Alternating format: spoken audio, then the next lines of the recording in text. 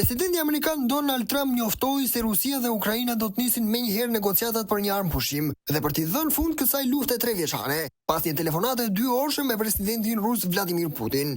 Putin konfirmoi gjithashtu se Rusia është e gatshme të punojë me Ukrainën për një marrëveshje paqe dhe tha se është rënë dakord të punohet për një memorandum mbi pikat kryesore të një marrëveshje të mundshme.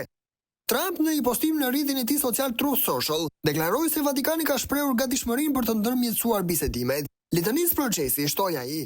Presidenti i Ukrainës Zelenski nuk ka komentuar ende publikisht mbi nisjen e bisedimeve, por një burim tha se ai ka biseduar shkurtimisht me Trump para telefonatës së këtij të fundit me Putin.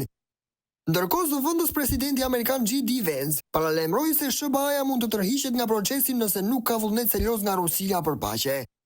Trump ka pretenduar prej kohësh se do të sjellë një fund të shpejtë të luftës më vdekjeprurse në Europë, që nga lufta e dytë botërore. Nga ana tjetër, Putin tha se synimi kryesor është eliminimi i shkaqeve rrënjësore të krizës dhe falenderoi Trumpin për mbështetjen e tij në rifillimin e negociatave direkte me Kievin. Pavarësisht kësaj, liderat e BE-s kërkojnë që SBA-ja të bashkohet me ta në vendosjen e sanksioneve të reja ndaj Rusisë për refuzimin e armpushimit, ndërsa forcat ruse vazhdojnë të avancojnë në Ukrainë dhe kontrollojnë aktualisht rreth 20% të territorit.